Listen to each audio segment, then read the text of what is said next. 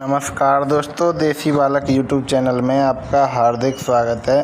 दोस्तों, यूट्यूब पर सबसे पहले सरसों के भाव जानने के लिए हमारे चैनल को लाइक करें, कमेंट करें तथा सब्सक्राइब करें और बेल आइकन पर प्रेस करना बिल्कुल भी ना भूलें, जिससे हमारी वीडियो अपलोड होते ही आपको सबसे पहले दिखाई दे सके। तो दोस्तों और किसान भाइयों, इस हफ्ते सरसों के बाज़ार में 75 से 100 रुपये तक की गिरावट देखने को मिली है और यह गिरावट लगातार दूसरे हफ्ते अभी आई है। पिछले हफ्ते में सरसों का बाज़ार 200 से 250 रुपये तक टूट चुका है।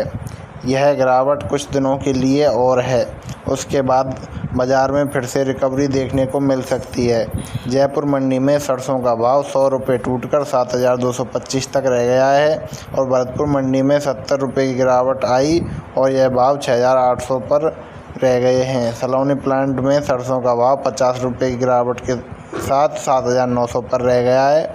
इस समय सरसों तेल और सरसों खल दोनों को ही मांग घट रही है, जिससे इस हफ्ते जयपुर में सरसों खल का भाव 20 रुपये घटकर 2,480 पर रह गया है और जयपुर में सरसों तेल स्पेलर का भाव 40 रुपये प्रति 10 किलो से घटकर 1,470 और सरसों तेल कच्ची घानी का भाव 40 रुपये तक घटकर 1,495 तक रह गया है, जो यह दर्शा रहा है कि मांग कमज़ोर पड़ रही है और अभी भी गिरावट का रुख जारी है, जिससे कीमतों में कुछ और गिरावट आ सकती है।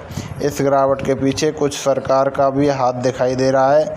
इस महीने में अब तक सरकार ने खुले बाज़ार में लगभग 73,000 टन सरसों बेची है।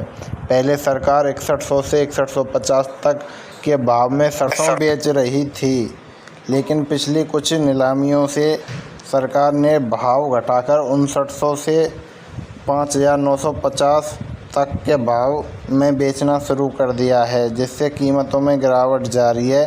कुल मिलाकर सरसों के बाज़ार का माहौल इन दिनों कमज़ोर बना हुआ है, जिसका मुख्य कारण नाफेड द्वारा लगातार कम कीमतों पर सरसों की बिकवाली है। पिछले साल के मुकाबले इस साल स्टॉक पहले ही कम था, लेकिन बाज़ार में डिमांड न होने और खाद्य तेलों में मिलावट मिक्सिंग बढ़ने से तेलों की सप्लाई मिलावटी तरीके से बढ़ा दी गई है। अगर नाफेड ने सस्ते दामों पर बेचना जारी रखा तो बड़ी तेज़ी आना मुश्किल है।